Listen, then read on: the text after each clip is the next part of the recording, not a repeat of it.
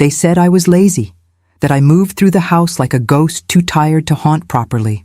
But ghosts do not rise before dawn to light the fires, and ghosts do not scrub the marble floors until their knees bruise purple beneath their skirts. My name is Florence Webb, and for 11 years I served as a maid in Ashworth Hall, the grandest estate in all of Hertfordshire.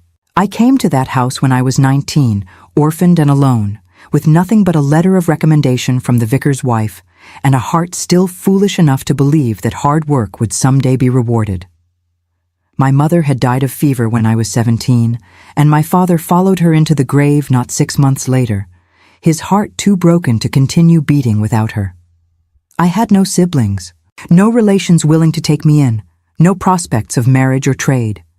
The vicar's wife wrote the letter that would determine the course of my life. She described me as diligent, honest, and God-fearing. She did not mention that I was terrified.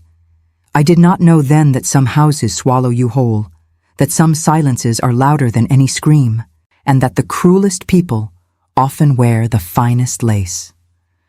Ashworth Hall stood at the edge of the village like a stone cathedral, its windows glinting in the morning light like the eyes of something watchful. 300 rooms, they said, though I never counted them all. The estate had been in the Ashworth family for 7 generations, passed from duke to duke like a crown, accumulating history and secrets with each passing decade. The grounds stretched for miles in every direction, encompassing formal gardens, ancient woodlands, a lake that froze silver in winter, and tenant farms whose inhabitants touched their caps whenever the carriage passed. It was a kingdom unto itself, and at its center sat the great house, magnificent and cold. I knew only the servants' corridors, the back staircases worn smooth by generations of feet like mine, the cold stone passages where the sunlight never reached. That was my world. The servants' quarters occupied the uppermost floor, a warren of small rooms with sloped ceilings and narrow beds. My own room was scarcely larger than a closet, furnished with a bed, a washstand, and a single hook for my spare dress. The window looked out over the kitchen gardens, and in summer I could smell the herbs when the breeze blew right. It was not much, but it was mine, the only space in that vast house where I could close a door and breathe. The front of the house, with its gilded mirrors and velvet curtains and chandeliers that sparkled like frozen rain, belonged to them, to the Duke and his Duchess, to the life I was meant to serve but never touch. I moved through those grand rooms like water, cleaning around the edges of their existence, erasing the evidence of my own presence even as I worked. A good servant, Mrs. Hartley told me on my first day, is invisible. You are the hand that straightens the cushion, the cloth that polishes the silver. You are never the one who is seen. I learned that lesson well, perhaps too well. The Duke, Theodore Ashworth, was not a young man when I arrived. He was perhaps 50 then, with silver threading through his dark hair and a quietness about him that the other servants mistook for coldness. They whispered that he was stern, that he cared for nothing but his books and his solitude. They said he had been different once, before his first wife died, before grief had hollowed him out and left only this shell of a man who walked through his own house like a stranger. But I saw him differently. I saw the way he paused at windows, looking out at the gardens with something like longing in his eyes. I saw how he lingered in the library long after midnight, a single candle burning beside him, his fingers tracing the spines of books as though they were old friends. I saw him feed scraps to the kitchen cat when he thought no one was watching, his stern face softening into something almost tender. He was not cold. He was simply alone in a house full of people, and I understood that kind of loneliness better than anyone. His wife, Lavinia, was another matter entirely.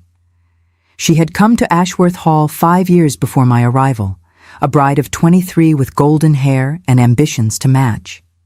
The Duke had been a widower for nearly a decade by then, and society had whispered that he would never remarry. But Lavinia was not the sort of woman who accepted defeat. She was the daughter of a baron, beautiful and clever, with a talent for making herself indispensable to those who could advance her position. She had set her sights on the Duke of Ashworth, and she had won him through sheer persistence, until at last he had proposed, perhaps simply to end the siege. I remember the first time I saw her. She swept into the entrance hall in a gown of deep burgundy silk, her golden hair piled high and studded with pearls, her pale blue eyes surveying everything and everyone as though calculating their worth. She was beautiful in the way that winter is beautiful, all sharp edges and glittering frost. The servants straightened their spines when she passed. The footmen held their breath. Even the housekeeper, Mrs. Hartley, a woman who had weathered 30 years of service with an iron will, seemed to shrink slightly in the Duchess's presence. Lavinia had married the Duke for his title and his fortune. This was not speculation on my part. She said it herself, openly, to her friends who visited for tea, laughing as though it were the cleverest joke in the world. I heard her once, as I polished the silver in the adjoining room, her voice carrying through the half-open door. "Love," she had said, "is for shopkeepers and poets. I married position. Theodore gives me his name and his fortune, and in return I grace his table and manage his household. It is a fair exchange, is it not?" Her friends had laughed, and I had stood frozen with the silver cloth in my hand, wondering how anyone could speak of marriage with such cold calculation. I do not know if the Duke ever loved her. Perhaps he did once. But by the time I knew them, whatever tenderness might have existed between them had withered into silence.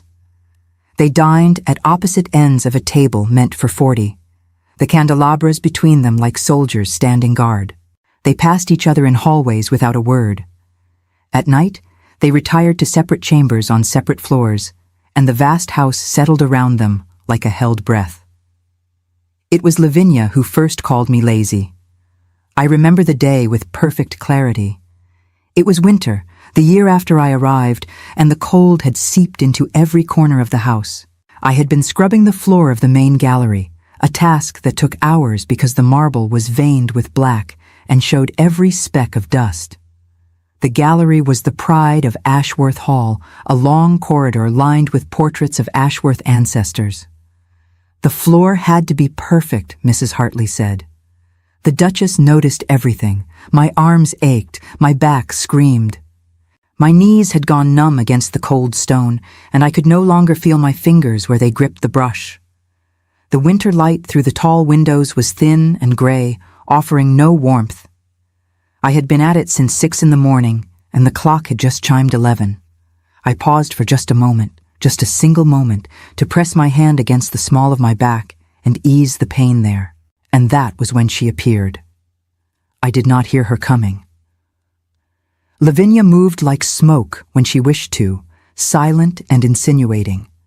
One moment I was alone with my brush and my bucket, and the next she was standing over me, her shadow falling across the wet floor like a stain.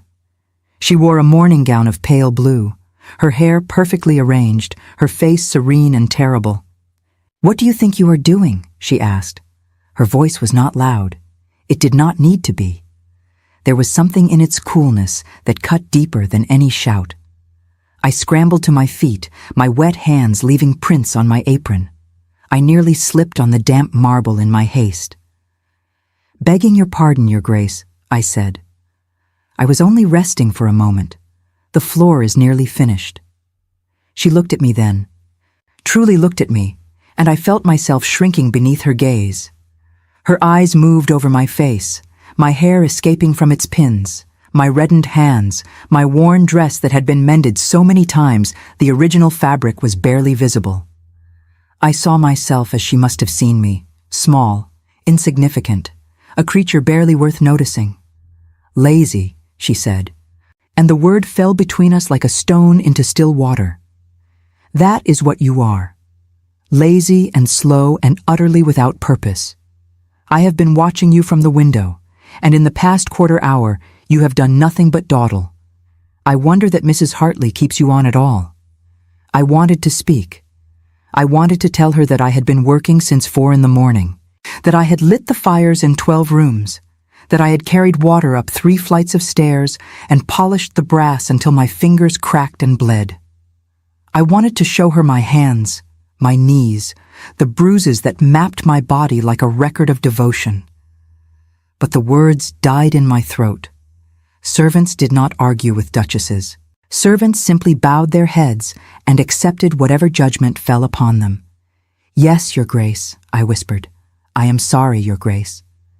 She smiled then, a small, satisfied curve of her lips, and swept away without another word. Her perfume lingered in the air after she had gone, something French and expensive. I stood there for a long time, my hands trembling, my eyes burning with tears I refused to let fall. The marble floor gleamed beneath me, perfect and cold, unmarked by any evidence of my labor. That was the first time. It was not the last. Over the years, Lavinia found countless opportunities to remind me of my laziness. She did it in front of the other servants, her voice carrying across kitchens and corridors.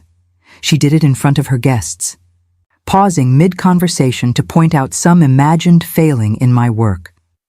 She did it with smiles and with sighs and with the particular cruelty of someone who knows their power is absolute.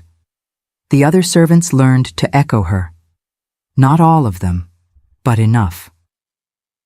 The younger maids giggled when I passed. The footmen smirked. Even Mrs. Hartley began to look at me with something like disappointment, as though she too had come to believe that I was less than I should be. Lavinia had poisoned the well, and now everyone drank from it. I told myself it did not matter.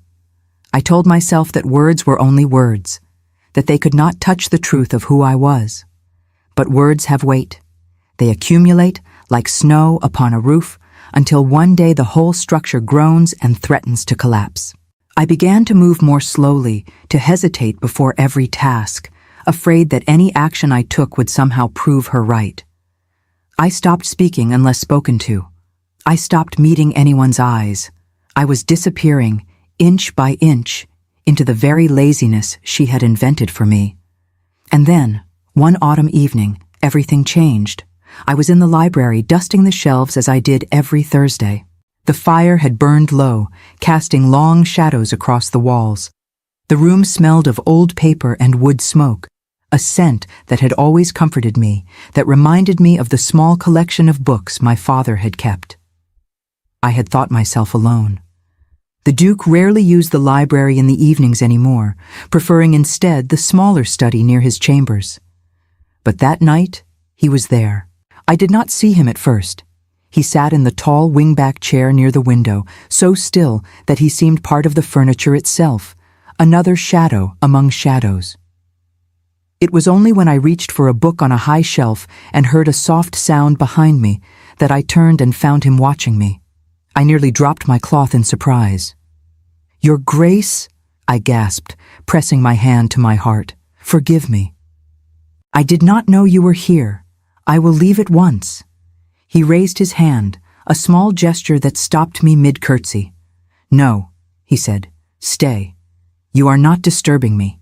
Indeed, you are the first tolerable company I have had in quite some time." His voice was different than I had expected. There was a gentleness in it, an exhaustion that had nothing to do with the body and everything to do with the soul. I hesitated, uncertain. It was not proper for a maid to remain alone in a room with the master of the house. But he had asked me to stay, and one did not refuse a duke. I returned to my dusting, though my hands trembled slightly. I could feel his gaze upon me, steady and thoughtful, and I did not know what to make of it.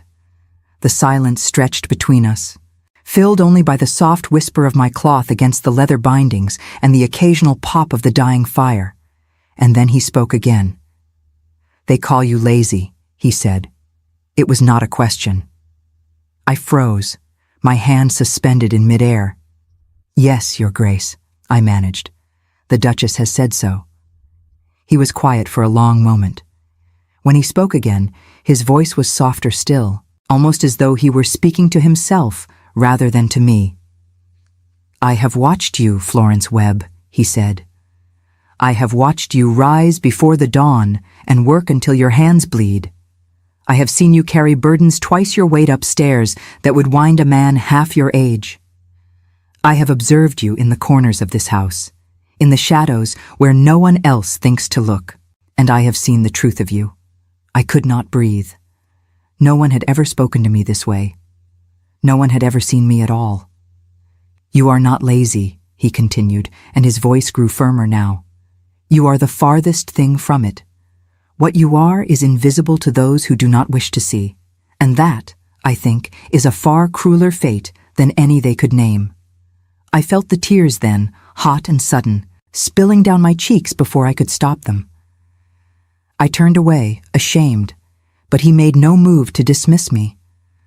I am sorry, he said quietly. I should have spoken sooner. I should have done many things sooner. But I was tired, and I let my silence become a kind of cruelty too. I did not know what he meant. I did not ask. I simply stood there in the firelight, crying silently, while the Duke of Ashworth sat in his chair and bore witness to a grief that had been building for years. That night changed something between us, not in any way that the world would have recognized or approved. We did not speak often after that. We did not need to. But when our paths crossed in the corridors, he would offer me a small nod, the barest acknowledgement that I existed. And when Lavinia's cruelty found me, as it always did, I would remember his words and wrap them around myself like armor. You are not lazy. You are invisible to those who do not wish to see. I held on to those words through the long winter that followed, through the spring that bloomed and faded, through the summer that burned and cooled. I held on to them as the Duke grew weaker, as the doctors came and went with grave faces and hushed voices, as the house began to fill with the particular silence that precedes grief. And I held on to them on the October morning when Mrs. Hartley found me in the kitchen and told me, her voice cracking, that his grace had passed in the night. The Duke was dead, and nothing, I thought, would ever be the same again. I was wrong, of course, but not in the way I expected. The true change was still coming, waiting for me in a solicitor's office, in a document sealed with wax, in words that would shatter everything I thought I knew about my place in this world. The reading of the will was scheduled for 3 days hence. I had no reason to attend. I had no reason to expect that my name would be spoken at all. But fate, it seems, had other plans. The days between the Duke's death and the reading of his will passed in a strange twilight, as though the house itself had fallen into mourning. The clocks still chimed the hours, the fires still burned in their grates, but everything felt muffled, wrapped in the kind of silence that follows a great storm. I continued my work as I always had. There was comfort in routine, in the familiar weight of the coal bucket, in the rhythm of the brush against the floor. The other servants moved through their duties with red-rimmed eyes and hushed voices, speaking of the Duke in tones reserved for saints and heroes. How kind he had been, they said now. How generous. How unlike other masters they had served. It seemed that death had finally made them see what they had been too busy to notice while he lived. Lavinia, for her part, played the grieving widow with the skill of an actress born to the stage. She wore black silk that rustled when she walked, and she dabbed at her dry eyes with a lace handkerchief whenever visitors called to offer their condolences. But I saw her when she thought no one was watching. I saw the way her lips curved into something that was not quite a smile as she walked through the house, touching the furniture, the paintings, the silver candlesticks, as though taking inventory of what was now hers. She did not grieve, she calculated. On the morning of the 3rd day, Mrs. Hartley summoned me to her sitting room. I went with a flutter of unease in my chest, wondering what I had done wrong, what new accusation Lavinia had leveled against me. But when I entered, I found the housekeeper sitting at her desk with an expression I had never seen before. She looked almost frightened. "Florence," she said, and her voice was strange, uncertain. "You have been summoned to the reading of the will." I stared at her. Certain I had misheard. "The reading of the will," I repeated, "but that is for family, for the Duchess and the solicitors." Mrs. Hartley shook her head slowly. The solicitor's letter was quite specific. You are to attend." She paused, her fingers twisting in her lap. "I do not understand it any more than you do, but the Duke's wishes were clear." I walked to the drawing room in a daze, my heart pounding so loudly I was certain everyone could hear it. The great house seemed larger than ever, the corridors stretching endlessly before me, the portraits on the walls watching my passage with painted eyes that seemed to hold some secret they would not share. I smoothed my dress, my best dress, though it was still plain and worn compared to anything Lavinia owned. I had no place in that room. I had no place anywhere except in the shadows. When I entered, Lavinia was already seated in a high-backed chair near the fireplace, her black dress pooling around her like spilled ink. She looked up when I appeared in the doorway, and her pale eyes narrowed with something between confusion and contempt. "What is she doing here?" she demanded, addressing the solicitor as though I were not present, as though I were a piece of furniture that had been moved without her permission. The solicitor, a thin man with spectacles and a leather case, rose from his seat and inclined his head. Mrs. Webb was specifically named in His Grace's instructions, Your Grace. She is required to be present for the reading. Lavinia's mouth tightened, but she said nothing more. She waved her hand in a gesture of dismissal, and I understood that I was to remain standing near the door as befitted my station. I clasped my hands before me and tried to make myself small, invisible, as I had learned to do over so many years. There were others in the room as well. The Duke's younger brother, Lord Reginald Ashworth, sat in a corner with his wife, a timid woman who seemed perpetually on the verge of tears. Two distant cousins had traveled from the north, their faces sharp with poorly concealed greed. And there was Mr. Clarence Thornton, the estate steward, a man I had seen only in passing, who managed the farms and the tenants and the countless details of running such a vast property. They all glanced at me when I entered, their expressions ranging from curiosity to disdain, before returning their attention to the solicitor. The reading began. I understood little of the legal language, the whereases and heretofores that seemed designed to obscure rather than illuminate. I learned that the Duke had been a methodical man, that he had updated his will several times over the years, that the version being read was dated just 3 months before his death. The solicitor spoke of trusts and provisions, of annuities for loyal servants, of charitable bequests to the village church and the local hospital. Lord Reginald was to receive a modest sum and the use of the London townhouse. The cousins were given heirlooms, paintings, pieces of jewelry that had belonged to the Ashworth family for generations. Mr. Thornton was praised for his service and granted a pension that would see him through his remaining years in comfort. And then the solicitor paused. The room grew very still. I felt something shift in the air, a tension that had not been there before. Lavinia leaned forward slightly in her chair, her eyes bright with anticipation. "To my wife, Lavinia Ashworth," the solicitor read, his voice steady and deliberate, "I leave the sum of £1 sterling. The silence that followed was absolute. No one moved, no one breathed. I saw Lavinia's face go pale, then red, then pale again, cycling through emotions too quickly to name. Her hands gripped the arms of her chair so tightly that her knuckles turned white.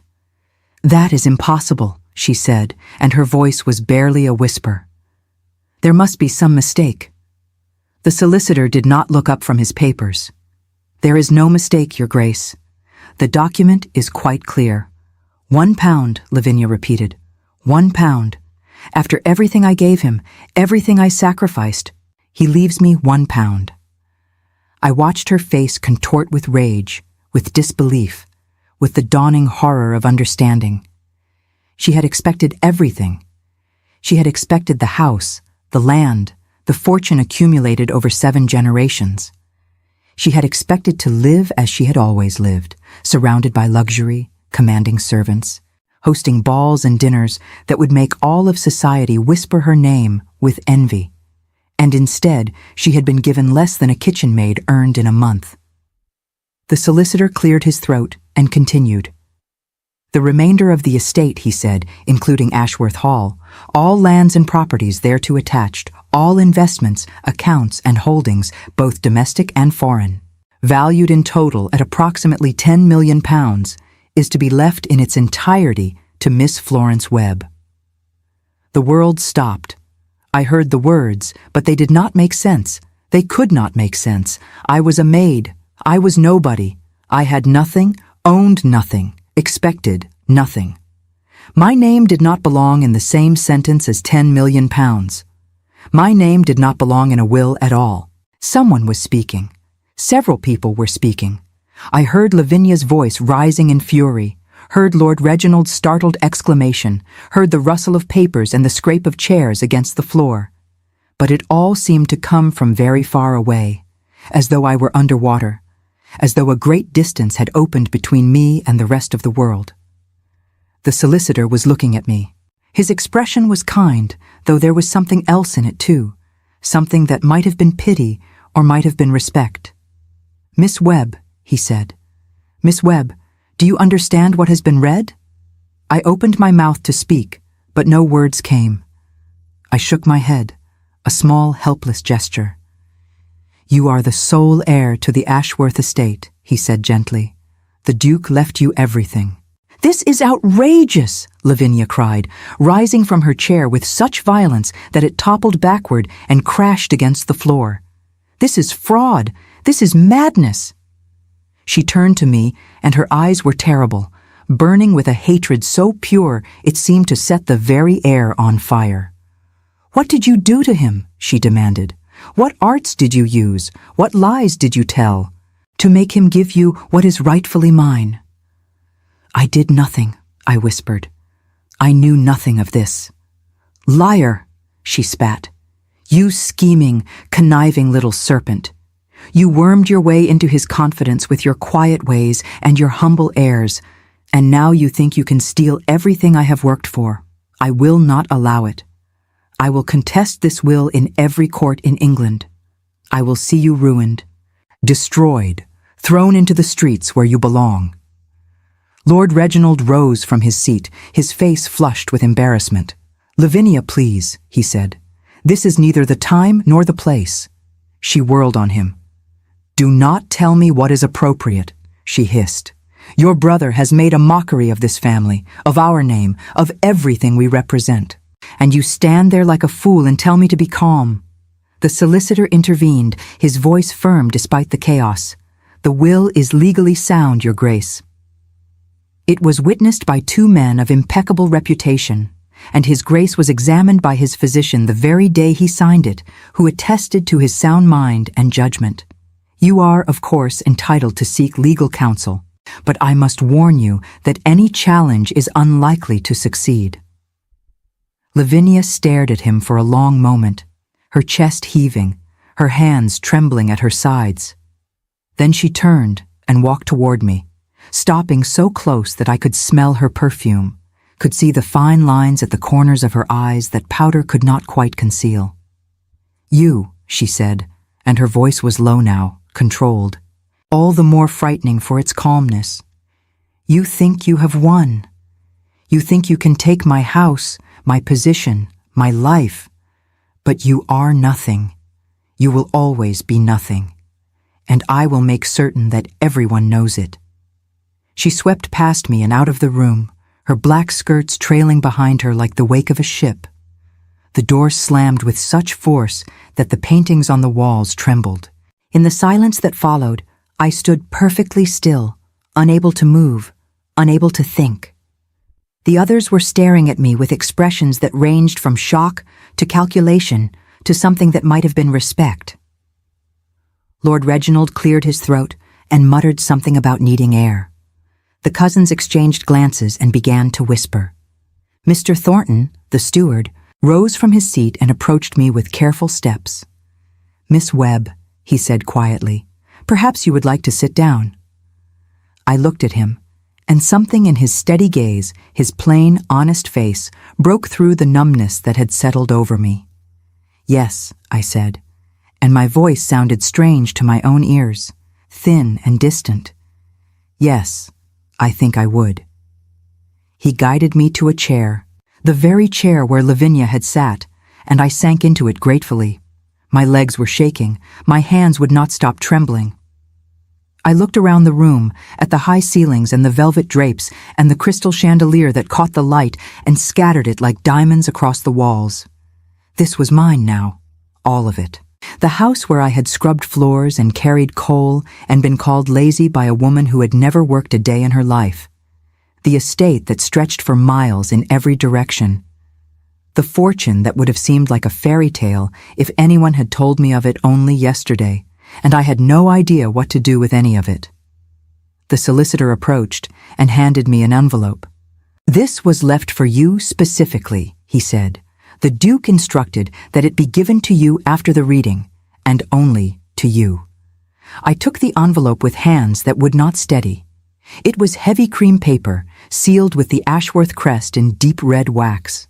My name was written on the front in handwriting I recognized, the same handwriting I had seen on notes left for the butler, on letters that passed through the house on their way to distant correspondence.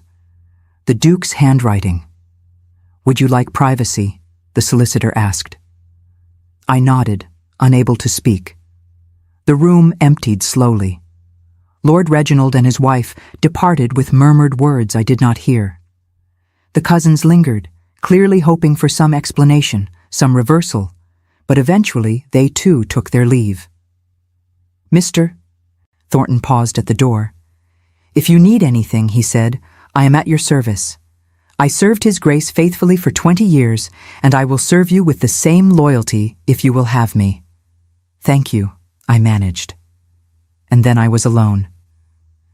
I sat in the silent room, holding the envelope in my lap, unable to bring myself to open it. Outside the windows, the autumn light was fading toward evening, painting the sky in shades of rose and gold. The fire had burned low in the grate, and the room was growing cold, but I did not move to stoke it. I simply sat and breathed, and tried to make sense of a world that had been turned completely upside down. Finally, with fingers that trembled only slightly, I broke the seal. Inside was a single sheet of paper, covered in the Duke's careful hand. I unfolded it slowly, reverently, as though it were a sacred text, and I began to read. "My dear Florence," it began, "if you are reading this, then I am gone, and you have learned what I could never bring myself to tell you while I lived." I paused, blinking back tears that blurred the words. "You are wondering why," the letter continued, "why I have done this impossible thing. Why I have given everything I possess to a woman who, in the eyes of the world, is nothing but a servant. Let me tell you. In all my years I have known many people. I have dined with princes and parliaments, with poets and philosophers. I have been surrounded by wealth and privilege and power since the day I was born. And yet, in all that time, I have met precious few souls who possess true worth. You, Florence, are one of them. I watched you suffer in silence. I watched my wife wound you with words, day after day, year after year, and I did nothing to stop it. That is my shame, and I will carry it to my grave. But I also watched you endure. I watched you rise before dawn and work without complaint. I watched you treat the lowest kitchen boy with the same respect you showed the highest guest. I watched you hold onto your dignity when everything around you conspired to strip it away. That is worth more than any title. That is worth more than any fortune. I leave you Ashworth Hall not as a gift, but as a recognition of what you already are. The others saw a lazy maid. I saw a woman of extraordinary strength and grace. I pray that the world will now see you as I did. Use this fortune well. Do not let it change the woman you have become. And if my wife makes your life difficult, as I know she will, remember this. She cannot touch what you carry inside. She never could. With respect and admiration, Theodore Ashworth. I folded the letter carefully and pressed it to my heart. The tears fell freely now, streaming down my cheeks, dripping onto the fine fabric of the chair. I wept for the Duke, for the kindness he had shown me when no one else would. I wept for myself, for the girl who had arrived at this house with nothing and was now its mistress. And I wept for the uncertain future that stretched before me. Vast and terrifying and full of possibilities I could not yet imagine. When at last the tears subsided, I rose from the chair and walked to the window. The sun had set, and the first stars were appearing in the darkening sky. Somewhere in the house, I could hear doors opening and closing, voices raised in argument or amazement. The news would be spreading now, racing through the servants' quarters like fire through dry grass. By tomorrow, all of Hertfordshire would know. By the end of the week, all of England. The lazy maid had inherited everything, and Lavinia would never forgive me for it. The scandal spread through society like wildfire through dry brush. Within a week, there was not a drawing room in England that did not whisper my name. Not a newspaper that did not speculate about the mysterious maid who had somehow bewitched a dying duke into leaving her his entire fortune. I learned quickly that wealth does not purchase peace. If anything, it invites war. The newspapers were merciless. They printed illustrations of me that bore no resemblance to my actual face, depicting me as either a scheming temptress with hooded eyes and crimson lips, or a simpering fool who had stumbled into fortune through sheer luck. The headlines grew more sensational by the day. "The servant's revenge," one proclaimed. Another asked, "Did the Duke lose his mind or his heart?" The penny papers were worse still, spinning tales of seduction and treachery that would have been laughable if they had not been so damaging. I stopped reading them after the first week. Mrs. Hartley, bless her loyal heart, took to intercepting the newspapers before they reached me, burning them in the kitchen fire before I could see the latest accusations. But I knew they were there. I could see it in the way visitors looked at me, in the whispers that followed me whenever I ventured beyond the estate's gates, in the letters that arrived daily, some congratulating me on my good fortune, others condemning me as a thief, a harlot, a disgrace to decent women everywhere. Lavinia refused to leave Ashworth Hall. She had no legal right to remain, as the solicitor had made abundantly clear, but she simply ignored all requests that she vacate the premises. She installed herself in the East Wing like a queen in exile, continuing to act as though she were still the mistress of the house. She issued orders to servants who no longer knew whom to obey. She received visitors who came to gawk and gossip rather than offer genuine sympathy. And she conducted herself with the imperious dignity of a woman who had been grievously wronged. The servants were caught in the middle of our silent war. Some remained loyal to Lavinia, either out of long habit or genuine affection or simple fear of what she might do to them if they defected. Others tentatively transferred their allegiance to me, bringing me morning tea and asking hesitantly if there was anything I required. A few simply fled, unable to bear the tension that crackled through the house like lightning before a storm. When I passed Lavinia in the corridors, she looked through me as though I were made of glass, as though I did not exist at all. She never spoke to me directly. She communicated through the servants, through pointed silences, through doors slammed just loudly enough to be heard throughout the wing. It was a war of attrition, and I did not know how long I could endure it. I found myself trapped in a strange purgatory. I was the legal owner of everything I surveyed, yet I felt more like an intruder than ever before. The grand rooms that had once been forbidden to me now stood empty and waiting, but I could not bring myself to occupy them. I continued to take my meals in the kitchen with the servants who would still have me. I continued to wear my plain dresses, unable to imagine myself in silk and jewels. I continued to wake before dawn, my body so accustomed to the rhythm of labor that it did not know how to rest. Mrs. Hartley came to see me on the third morning after the reading. I was in the library, sitting in the very chair where the Duke had once sat, trying to make sense of the documents Mr. Thornton had given me regarding the estate's finances. The numbers swam before my eyes, incomprehensible as a foreign language. When she knocked on the door and entered, I saw that she had been crying. "Miss Webb," she began, and then stopped, shaking her head. Forgive me. I do not know what to call you now. Florence, I said gently. You may still call me Florence. That has not changed. She smiled, but it was a fragile thing, ready to shatter at the slightest touch.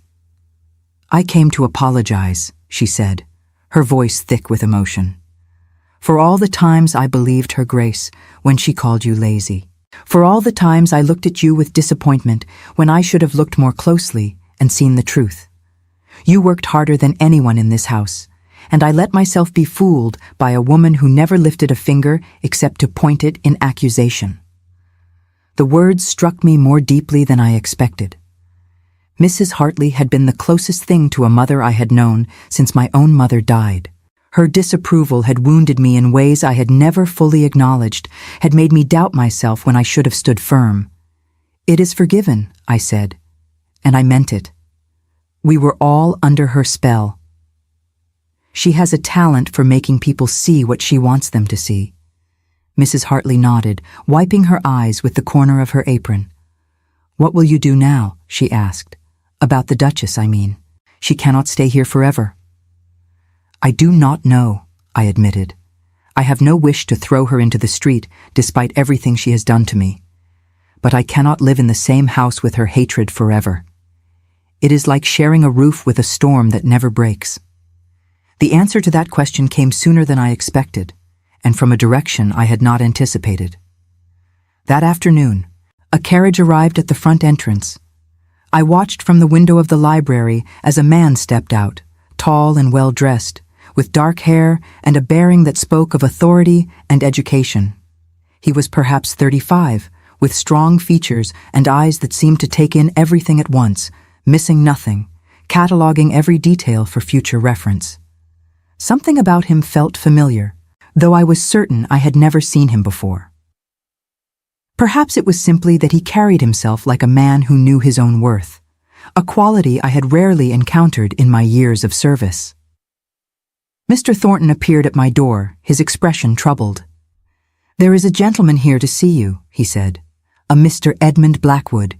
He says he is a barrister, and that he has been retained to represent the Duchess in her challenge to the will." My heart sank. "So it begins," I murmured.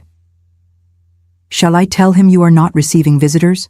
Mr. Thornton asked, and I could hear the protective note in his voice. He had become something of an ally in those strange first days, treating me with the same quiet respect he had shown the Duke. "No," I said, rising from my chair. "I will see him. I have nothing to hide, and avoiding him will only make me look guilty." I received Mr. Blackwood in the drawing room, the same room where the will had been read. It seemed fitting somehow, as though the battle lines were being drawn on the very ground where victory had first been declared. He entered with confidence, his eyes sweeping the room with the practiced assessment of a man who evaluated everything and everyone he encountered. When his gaze settled on me, I felt something shift in the air, though I could not have said what it was. "Miss Webb," he said, and his voice was deep and measured, the voice of a man accustomed to speaking in courtrooms and commanding attention. "I appreciate your willingness to see me.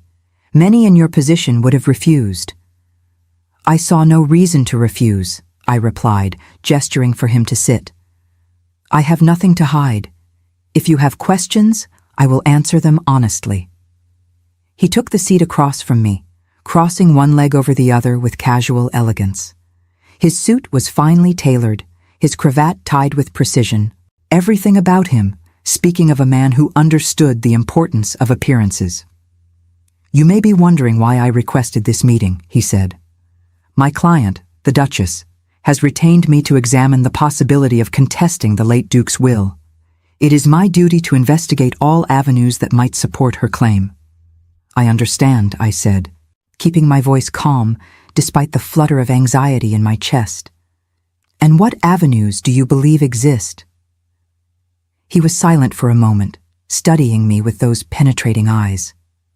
I had the uncomfortable sensation of being read like a document, every line and expression analyzed for meaning. "There are several grounds on which a will may be contested," he said carefully. Undue influence is the most common. The suggestion that the testator was manipulated or coerced into making decisions that did not reflect his true wishes. There is also the question of testamentary capacity, whether the Duke was of sound mind when he signed the document. And of course, there are more serious allegations: fraud, forgery, deception. "And do you believe any of these apply to my situation?" I asked. Something flickered in his expression, something that might have been surprise or admiration. "I believe in examining the evidence before forming conclusions," he said. "That is why I am here. To see for myself the woman who has caused such upheaval in one of England's oldest families." I felt my cheeks flush with something between anger and embarrassment. "I did not cause any upheaval, Mr. Blackwood. I did not ask for this inheritance. I did not scheme or manipulate or deceive. I was as surprised as anyone when the will was read. More surprised, perhaps, because unlike the others, I had no expectations. I had no right to expect anything at all." He leaned forward slightly, his eyes never leaving my face. "Then tell me, Miss Webb, if you did nothing to earn such generosity, why do you suppose the Duke chose to leave you everything?" I thought of the letter, still folded carefully in the drawer of my bedside table. I thought of the Duke's words, of his apology for remaining silent while Lavinia tormented me, of his recognition of worth that no one else had bothered to see. I thought of that evening in the library when he had spoken to me as though I were a person rather than a piece of furniture. "Because he saw me," I said quietly. "When everyone else looked through me as though I were invisible, he saw me. He saw me work without complaint. He saw me endure cruelty without losing my dignity. He saw me, Mr. Blackwood. And perhaps that meant more to him than all the scheming and flattery in the world." Mr. Blackwood said nothing for a long moment. His gaze remained fixed on my face, searching for something I could not name. Then he rose from his chair and walked to the window, looking out at the gardens where the autumn leaves were beginning to fall, covering the ground in shades of gold and rust and dying red. "I have represented many clients in my career," he said, his back still turned to me. "I have seen fortunes won and lost, families torn apart, reputations destroyed over matters of inheritance. I have learned to recognize deception in all its forms. The careful liar who rehearses every word, the reckless liar who trusts in charm, the desperate liar who believes their own falsehoods." He turned to face me, and there was something different in his expression now, something softer. "And I have learned to recognize truth." "What are you saying?" I asked, my voice barely above a whisper. "I am saying, Miss Webb, that I came here expecting to find a schemer, a manipulator, a woman who had somehow tricked a dying man into betraying his own family. Instead, I find a woman who speaks plainly, who does not flinch from difficult questions, who seems genuinely bewildered by the fortune that has fallen into her lap." He paused, and something that might have been a smile touched the corners of his mouth. "Either you are the most accomplished liar I have ever encountered, or you are exactly what you appear to be. And which do you believe?" He smiled fully now, and it transformed his face, making him look younger, almost boyish despite the gray beginning to thread through his dark hair. "I believe," he said slowly, "that this case is far more complicated than my client led me to expect." In the days that followed, Mr. Blackwood became a frequent visitor to Ashworth Hall.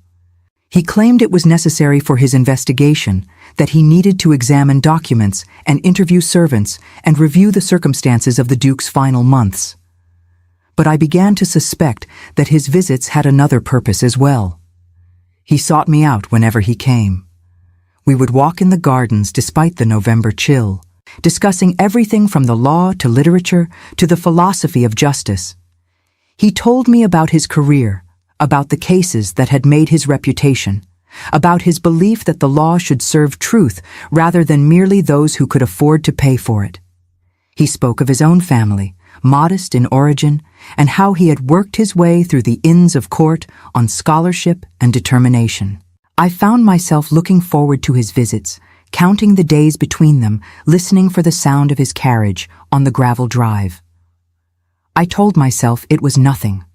I told myself that he was Lavinia's barrister, that his loyalty lay with her, that any kindness he showed me was simply a strategy to extract information. But there were moments when he looked at me, and I forgot all of that. Moments when his hand brushed mine as he handed me a book, and the touch sent a shock through my entire body. Moments when I caught him watching me with an expression that had nothing to do with legal strategy and everything to do with something far more dangerous. Lavinia noticed, of course. She noticed everything that happened within her domain, even a domain that was no longer legally hers. She cornered me one evening in the upstairs corridor, her face twisted with fury. "I see what you are doing," she hissed. "First my husband, and now my barrister. Is there no man you will not seduce to get what you want?" "I have done nothing improper," I said, keeping my voice steady despite the racing of my heart. "Mr. Blackwood is conducting his investigation, nothing more." "Do not lie to me," she spat. "I see the way he looks at you. I see the way you look at him. You think you can steal everything from me and face no consequences. But I promise you, Florence Webb, I will destroy you before I let that happen. I will see you ruined, penniless, begging in the streets, and I will enjoy every moment of it." She swept past me and disappeared into the darkness of the corridor. I stood there for a long time, trembling, wondering how much longer I could endure living under the same roof as her hatred. The answer came the following week.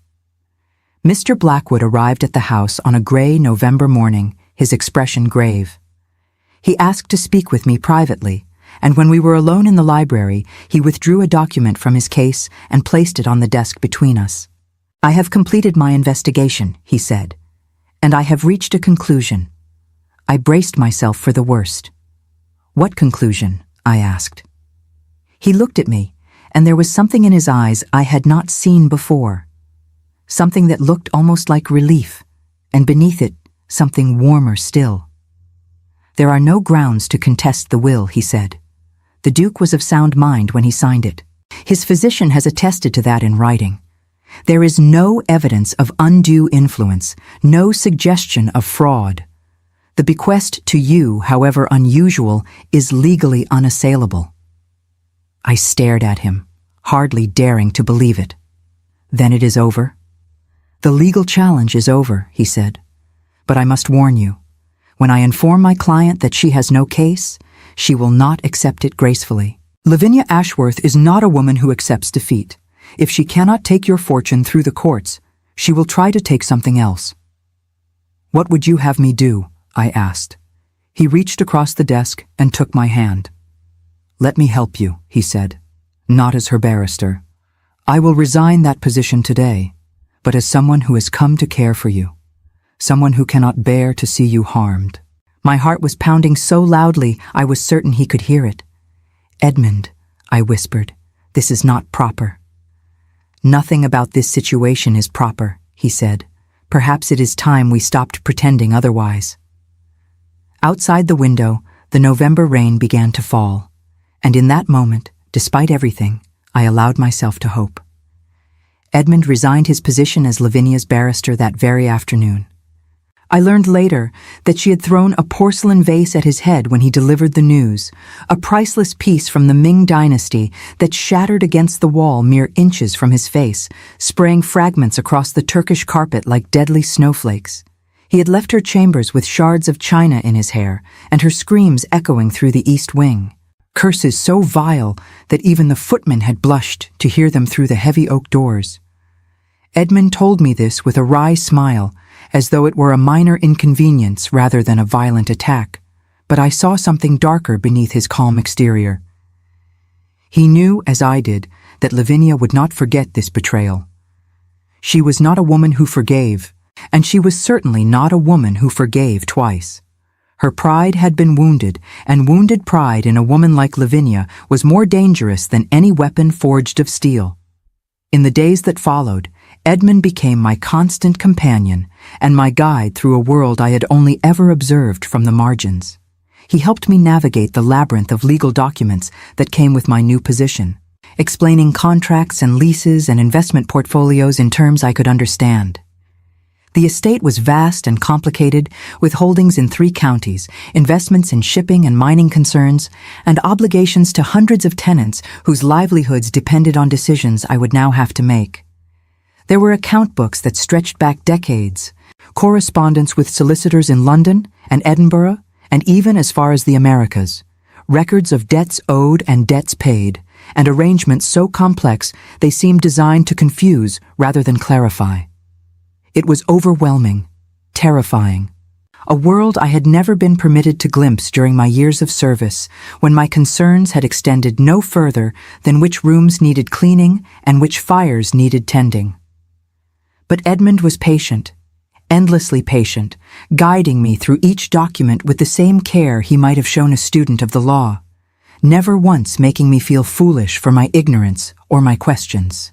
He explained the difference between freehold and leasehold, between annuities and dividends, between trusts and direct bequests.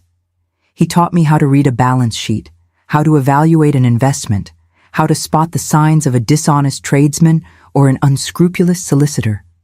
And slowly, gradually, I began to understand the empire that had been placed in my hands, to see not just its complexity, but its potential for good. He introduced me to his colleagues in the legal profession, men who might have looked down upon a former maid, but who treated me with respect because Edmund insisted upon it. He brought me to dinners at their homes, to gatherings where I was the object of curiosity, but never in his presence the object of scorn. He defended me when the conversation turned to gossip about the Ashworth scandal, and he praised my intelligence and character to anyone who would listen. He became my advocate, my teacher, my protector, and something more, something neither of us had yet dared to name aloud. I found myself watching for his carriage each morning, listening for his footsteps in the corridor, feeling my heart quicken whenever he entered a room. These were feelings I had never known before, feelings I had never dared to imagine for someone like myself.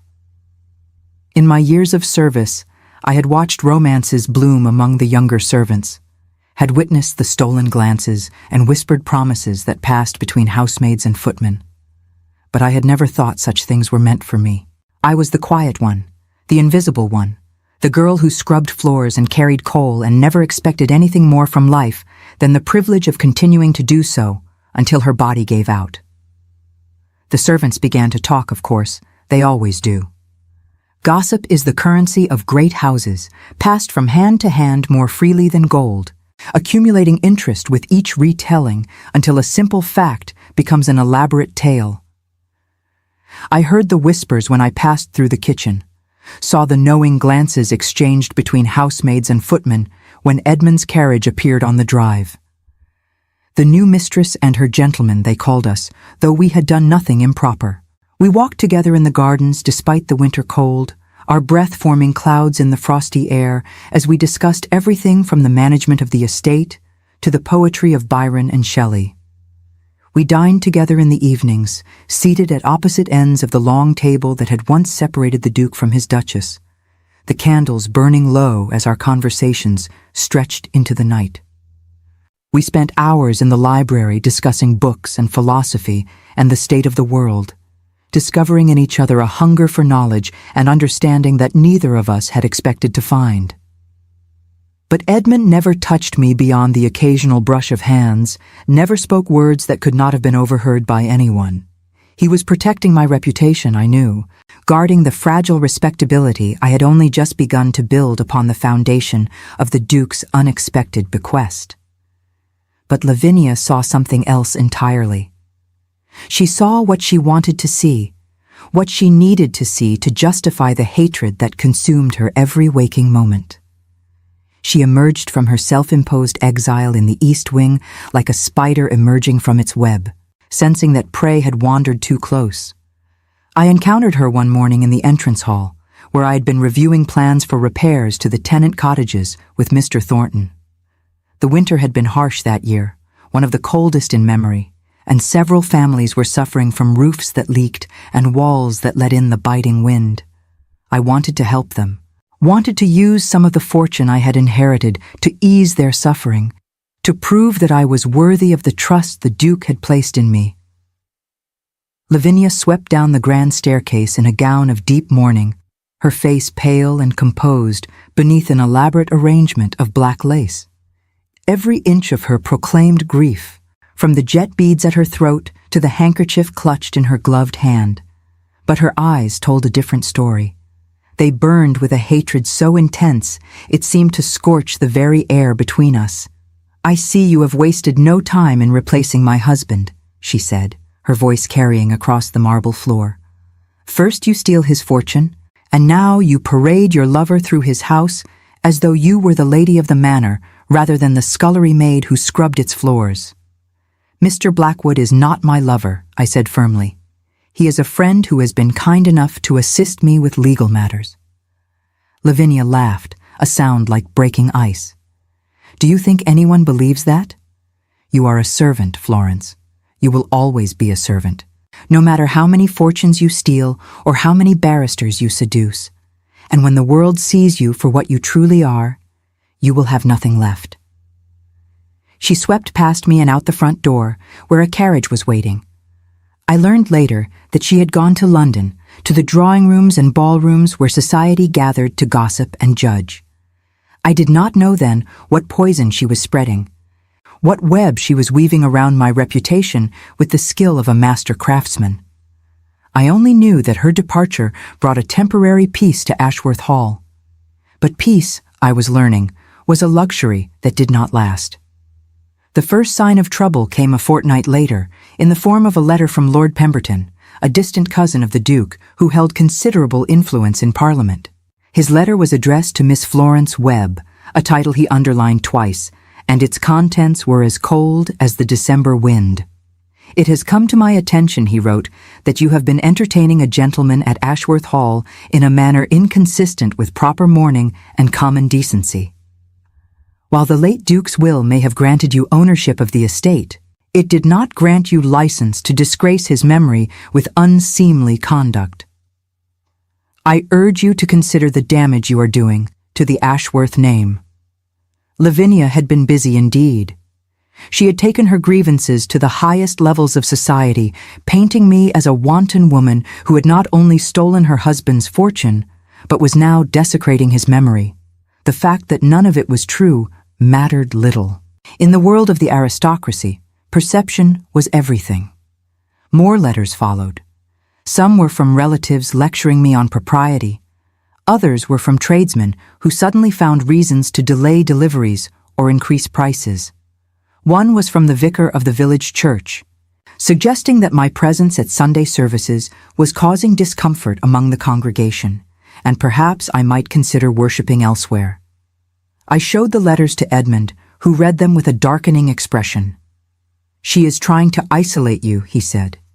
"If she cannot take your fortune through the courts, she will take it through the court of public opinion. She will make you so unwelcome that you will have no choice but to give up everything you have gained." "What can I do?" I asked, hating the tremor in my voice. "How can I fight an enemy I cannot see?" Edmund was silent for a long moment, staring into the fire that crackled in the library grate. The flames cast dancing shadows across his face, and I watched him with a longing I had never known before. Then he turned to me, and there was something fierce in his eyes, something that made my heart quicken despite my fear. "You could marry me," he said. The words hung in the air between us, impossible and wonderful and terrifying all at once. I stared at him, unable to speak, unable to think. "I know it is sudden," he continued, his voice softer now. "I know we have known each other only a few weeks. But I have felt more in those weeks than I have felt in my entire life. You are the most remarkable woman I have ever known, Florence. Your strength, your dignity, your quiet courage in the face of everything that has been thrown at you. I would be honored beyond measure to call you my wife." "Edmund," I whispered, "you cannot mean it. You are a respected barrister. Your reputation would be ruined if you married a former servant, a woman already tainted by scandal. Everything you have worked for would be destroyed." He crossed the room and took my hands in his grip warm and steady. "Do you think I care about reputation?" he asked fiercely. "Do you think I care what society whispers behind its fans? I have built my career on truth and justice, Florence. And the truth is that you deserve better than what this world has given you. The truth is that I love you." The tears came then, hot and unstoppable. "I love you too," I said, the words emerging before I could stop them. "I have loved you since that first day in the drawing room. But I am afraid, Edmund. I'm afraid of what Lavinia will do when she learns of this. I'm afraid of what it will cost you." "Let her do her worst," he said, and there was steel in his voice now. "We will face it together. Whatever comes, we will face it together." We were married 3 weeks later, in a small ceremony at a chapel in London, where the vicar cared more about the sincerity of the couple before him than their social standing. Edmund's colleagues served as witnesses, along with Mrs. Hartley, who wept throughout the entire service and embraced me afterward as though I were her own daughter. It was not the grand wedding that society would have expected for the mistress of Ashworth Hall, but it was everything I had ever dreamed of. It was simple and honest and true. The announcement appeared in the newspapers the following day. Mr. Edmund Blackwood, barrister at law, to Miss Florence Webb of Ashworth Hall, Hertfordshire. Lavinia would have seen it over her morning chocolate. I imagined her face when she read those words, the fury that must have contorted her features. We returned to Ashworth Hall as husband and wife, intending to begin our new life in the house that was now truly ours. But when our carriage pulled up to the front entrance, I knew immediately that something was wrong. The servants who should have been waiting to greet us were nowhere to be seen. The front door stood ajar, swinging slightly in the winter wind, and from somewhere deep within the house, I could hear the sound of voices raised in anger. Edmund helped me down from the carriage, his hand tight on mine. "Stay behind me," he said quietly. We entered the hall together, and what I saw stopped me in my tracks. Lavinia stood at the center of the grand staircase, dressed in a traveling gown of dark green velvet, a trunk open at her feet. Around her, servants scurried back and forth, carrying silver and paintings and objects I recognized as belonging to the Ashworth collection. She was not merely leaving, she was stripping the house of everything she could carry. "What is the meaning of this?" Edmund demanded, his voice echoing off the marble walls. Lavinia looked down at us, and there was triumph in her smile, cold and glittering as ice. "Ah, the happy couple returns. You are just in time to watch me take what is rightfully mine."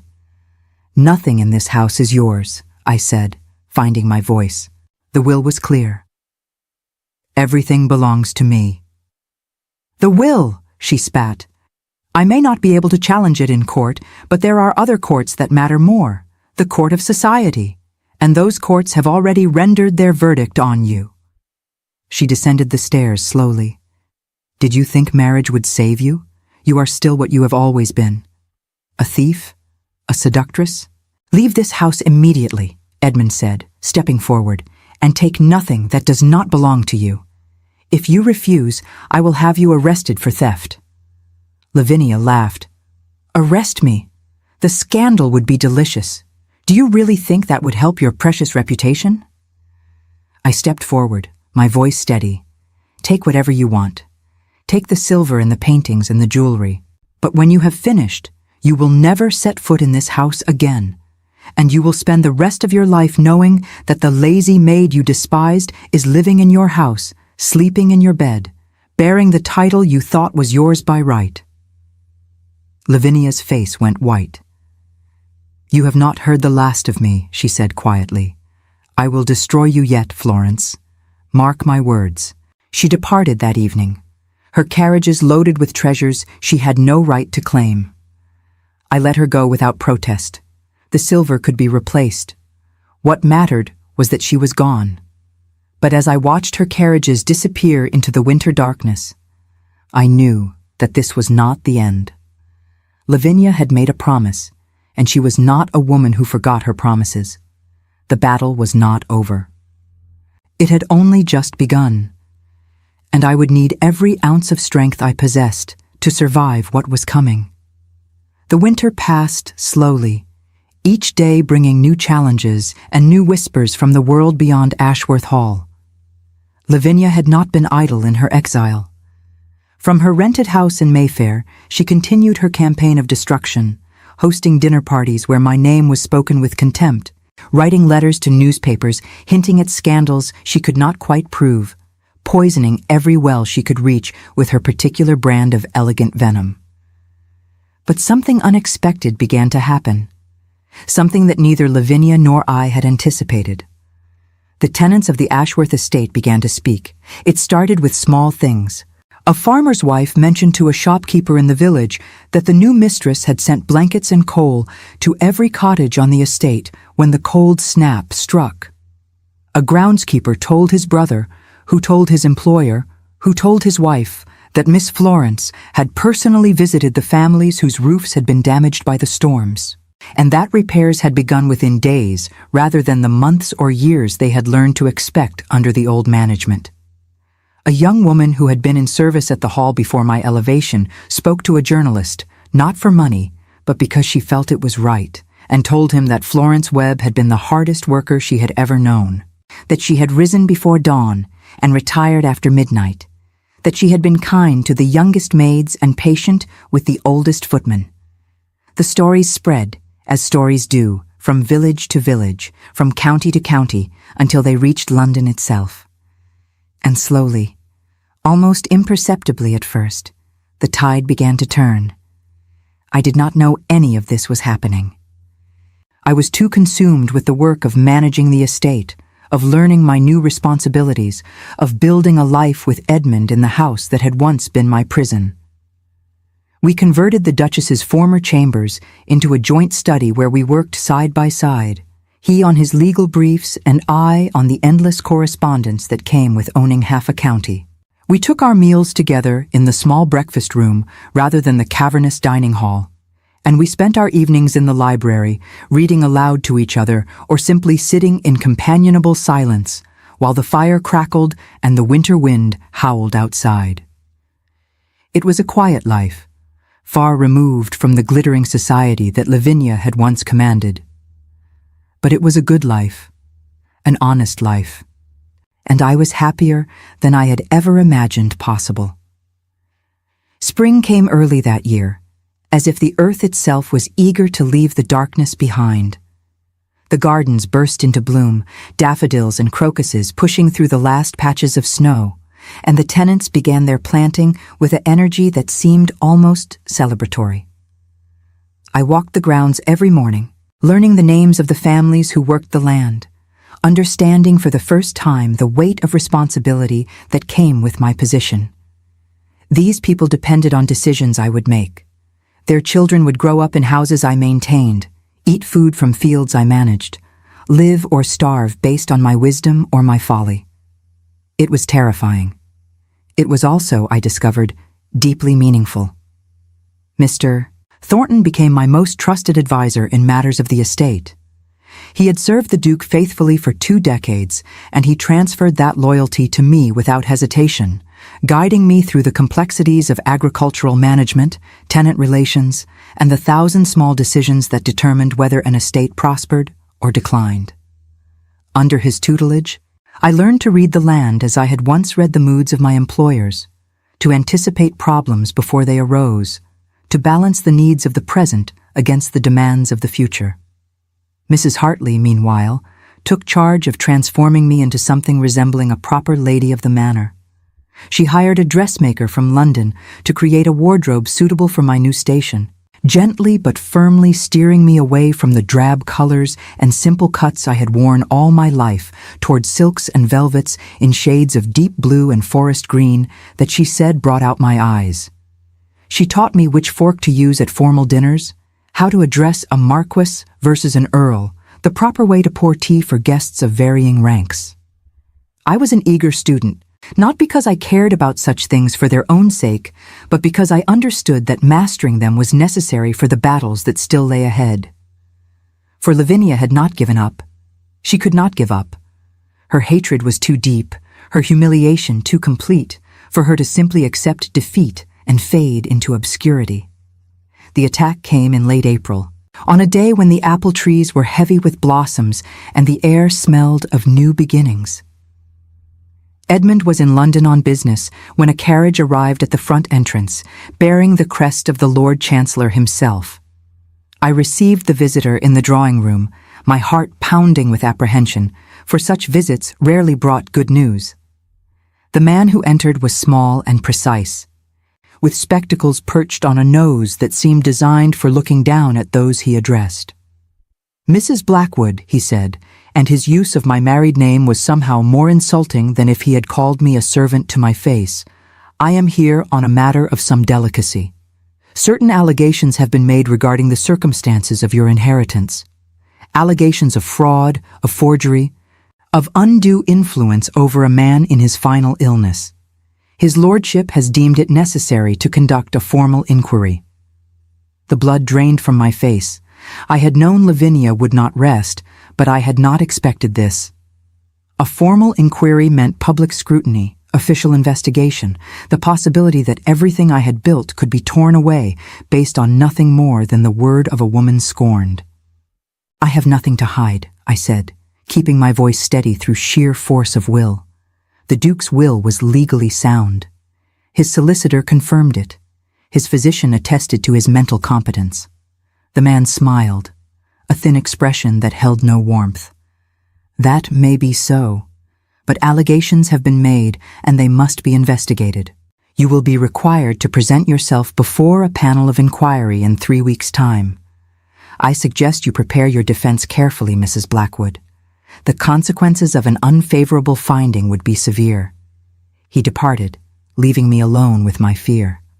I sent an urgent message to Edmund, who returned that same evening, his face dark with anger when he learned what had transpired. "This is Lavinia's doing," he said, pacing the library like a caged lion. "She has friends in high places, connections she cultivated during her years as Duchess. She cannot win in a fair fight, so she has arranged for an unfair one." "What can we do?" I asked. He stopped pacing and turned to face me, and I saw something in his eyes that I had not seen before. It was not fear, though fear would have been understandable. It was determination, fierce and absolute. "We fight," he said. "We gather every piece of evidence that proves the Duke's intentions were genuine and his mind was sound. We find every witness who can attest to your character and your conduct.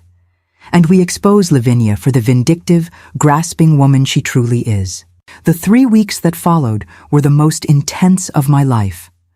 Edmund worked day and night, calling in favors from colleagues, interviewing servants and solicitors and physicians, building a case so thorough that no honest inquiry could fail to see the truth.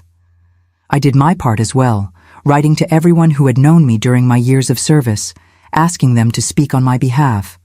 Some refused, too frightened of Lavinia's reach to risk her displeasure. But others agreed, and their letters of support began to arrive, a steady stream of testimony to a life lived with dignity and honor. And then something remarkable happened. The tenants came forward. It began with a single letter written in a rough hand on cheap paper, from a farmer named Thomas Wilkins, whose family had worked Ashworth land for 3 generations. He wrote of the new mistress who had visited his cottage after his wife fell ill, who had sent a doctor from London at her own expense, who had forgiven 3 months of rent so that he could focus on caring for his family rather than worrying about losing his home. He wrote that he did not know much about the law or the ways of the aristocracy, but he knew a good woman when he saw one, and Florence Blackwood was the best woman he had ever had the privilege to serve. Other letters followed, dozens of them, then hundreds, farmers and shepherds, blacksmiths and millers, all writing to testify to the character of the woman who had inherited their landlord's estate. They wrote of her kindness, her fairness, her genuine concern for their welfare. They wrote of improvements she had made, repairs she had ordered, policies she had changed to ease their burdens. They wrote, in simple words that carried more weight than any legal argument, of a woman who had risen from their own ranks and had not forgotten where she came from. Edmund gathered the letters and brought them to the inquiry. The panel, composed of 3 lords who had expected a simple case of a scheming servant finally brought to justice, found themselves confronted with evidence they had not anticipated. They heard testimony from the Duke's physician, who stated unequivocally that His Grace had been of sound mind and clear purpose when he signed his will. They heard from his solicitor, who described the care and deliberation with which the Duke had crafted his final wishes. They heard from Mrs. Hartley and Mr. Thornton and a parade of servants who spoke of my years of faithful service. And they heard from the tenants, 3 of whom had traveled to London at their own expense to speak in person. Thomas Wilkins stood before the panel in his Sunday best, his weathered hands clasped before him, and told them what Florence Webb meant to the people of Ashworth. His voice shook with emotion, but his words were clear. "She is one of us," he said. "She knows what it is to work until your bones ache, to worry about whether you can feed your family, to hope for nothing more than a fair chance and a kind word. And now that she has the power to help, she has not forgotten. She has not become like the others, looking down on us from her great house. She has remained true, and I would stake my life on her honor." The panel deliberated for less than an hour. When they returned, the lead lord, a stern man whose face had remained impassive throughout the proceedings, looked directly at me and spoke. "The allegations against Mrs. Florence Blackwood have been examined and found to be without merit. The will of the late Duke of Ashworth stands as written. Furthermore, this panel notes with displeasure the frivolous and malicious nature of the claims that prompted this inquiry, and recommends that the individual responsible be censured for wasting the time and resources of this body." I heard the words, but they did not seem real.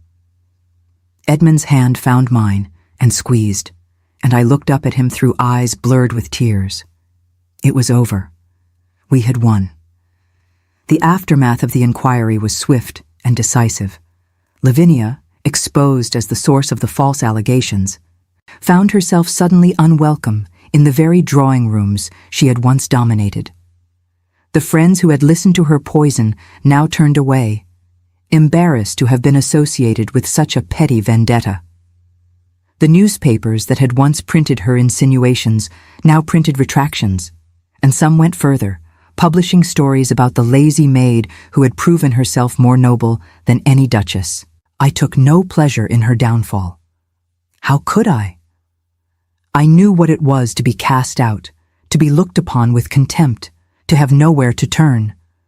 But I also knew that Lavinia had brought this upon herself, that every stone she had thrown had ultimately fallen back upon her own head. She left England that summer, taking passage on a ship bound for the continent. I heard that she settled in Italy, in a villa near Florence, which seemed an irony too pointed to be accidental. I never saw her again. I never wanted to. The years that followed were kind to us. Edmund continued his legal practice, taking on cases that mattered to him, defending those who could not defend themselves. I continued to manage the estate, improving the lives of the tenants, restoring the house to a warmth it had never known under its previous masters. We entertained rarely, preferring the company of true friends to the endless social obligations that plagued others of our station. But when we did open our doors, they were opened to all, to colleagues and servants and tenants alike, for we had learned that worth was not determined by birth or title, but by the content of one's character. The Duke's letter remained in my bedside drawer, folded carefully, taken out, and read whenever I needed to remember where I had come from and why I had been given this extraordinary second chance at life. His words still moved me, even after all these years. "You are the farthest thing from lazy. What you are is invisible to those who do not wish to see." But I was invisible no longer. The world had seen me at last, not as the lazy maid or the scheming servant, but as the woman I had always been. A woman of dignity. A woman of worth. A woman who had endured cruelty without losing her kindness, who had risen from the lowest station to the highest without losing her soul. On quiet evenings, when the work was done and the house was still, I would walk through the corridors of Ashworth Hall and marvel at the strange turns of fate that had brought me here. I would pause at the library door and remember the night the Duke had spoken to me, the night he had seen me when no one else would. I would climb the grand staircase and recall the countless times I had scrubbed those steps on my hands and knees, never dreaming that one day I would descend them in silk and pearls. And I would find Edmund waiting for me in our chambers, the man who had chosen me when choosing me meant risking everything, who had loved me not despite my past, but because of it, who had stood beside me through storms that would have broken lesser bonds. "I love you," I would say, as I said every night.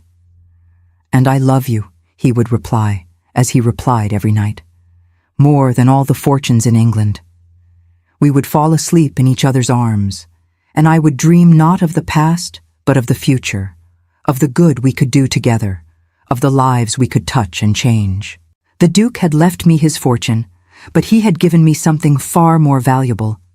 He had given me the chance to become myself, to prove that worth is not determined by station or circumstance, to show the world that even the humblest among us can rise to greatness if only someone believes in us enough to give us the opportunity. I had been invisible once.